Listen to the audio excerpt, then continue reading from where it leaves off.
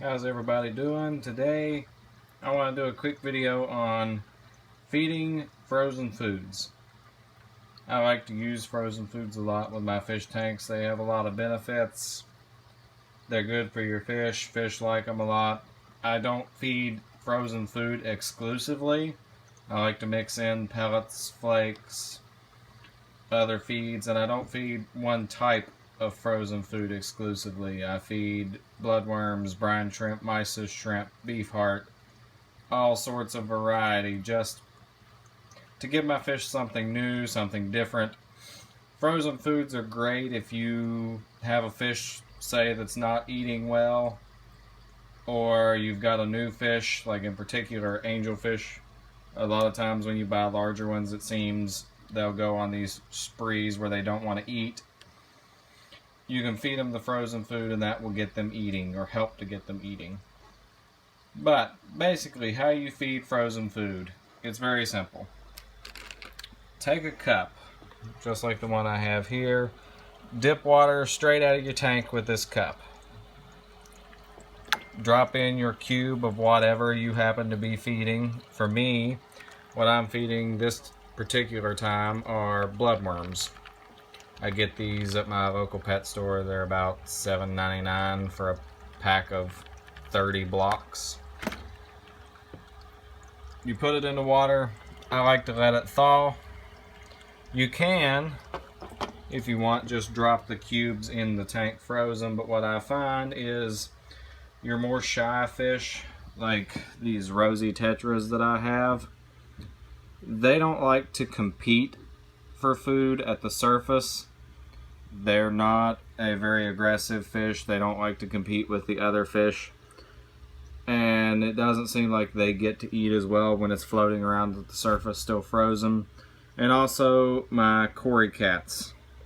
When I feed it at the top, the more voracious eaters like the angelfish, the rainbows, they seem to get the bulk of the food and not much gets to the bottom. I like to make sure everybody gets a good opportunity to feed.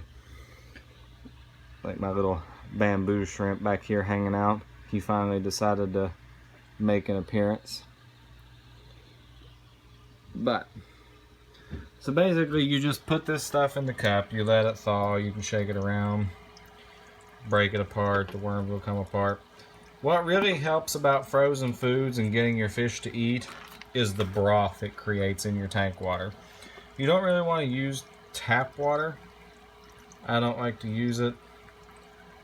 I live here in the city, so I have city water. It's got chlorine and stuff in it, things I don't want to introduce to the tank.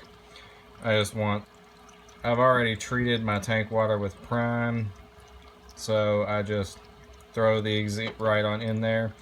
And if you've got a little bit that's still frozen, that's fine. And then all you have to do, take this, pour it into your tank, and the feeding frenzy is on from there.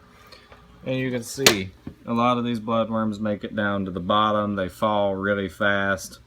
Your angels, of course, will pick them up, but then it gives your other guys opportunities to find them laying around up under the sand.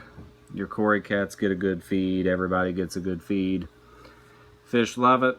Like I say, it's not the great thing to feed exclusively, I don't think. I think it could have detrimental effects on your water quality if you aren't consistent with your water changes and you don't really keep up with vacuuming your substrate. And a lot of the times, an issue that I deal with is the frozen foods can get pushed up under plants or up under the decor in the aquarium. That's not good for your water quality. It'll rot under there. You don't want that.